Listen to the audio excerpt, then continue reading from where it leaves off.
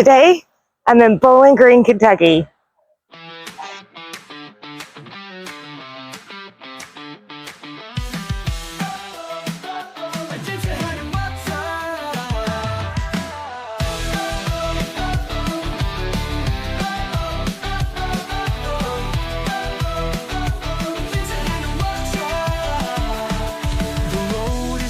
Let's take the ride. Every twist and turn, a place to hide. Hello y'all, I'm Miss World, also known as Casey, and my goal is to show you how to travel around the world in style and on a budget. Staying on budget really matters. That's why I do my research before I go anywhere. It's really easy to go to a new place, spot a restaurant or an attraction that looks fun, and just roll up to it. But if you do this, you're going to spend more money than you need to spend. If you do just a little research, you'll save a lot. And if you don't want to do the research, no worries.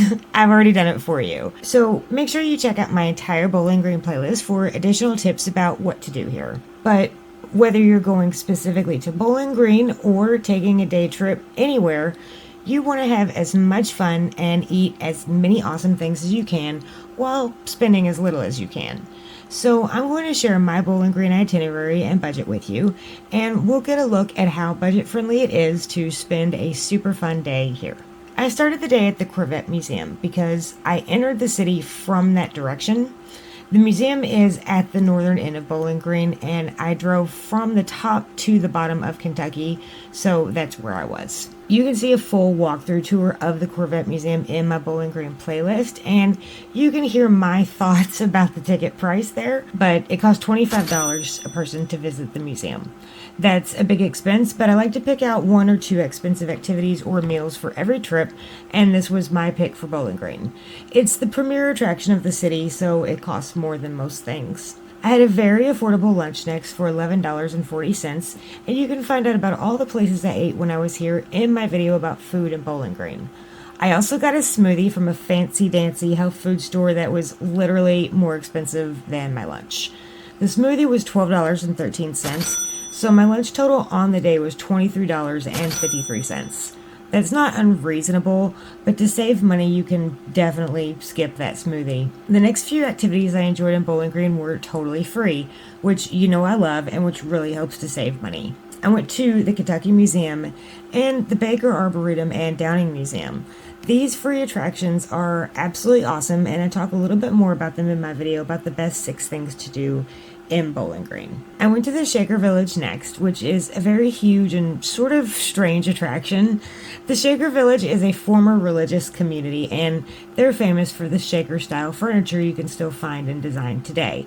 My ticket was $15, even though the website claims the price is $10. The Lost River Cave was another expensive attraction with a ticket price of $25. I also did a dedicated video of the cave, and you can learn more about this activity there. I went to Cheney's Dairy Barn for dinner. This is a local attraction and super popular. The menu is very simple and there aren't a ton of options, but the food is very affordable, and primarily you want to come here for the ice cream. There's also a cute country store here if you saved money by not getting one of those terrible smoothies from earlier. My meal at Cheney's was $20.30. Not counting the gas money it takes to go from one side of the state to another, my total expenses for Bowling Green were $108.83. I did a lot of attractions and a lot of eating, so the price isn't bad. Compare that to how much money you might spend at an amusement park or if you go out shopping all day at the outlet mall.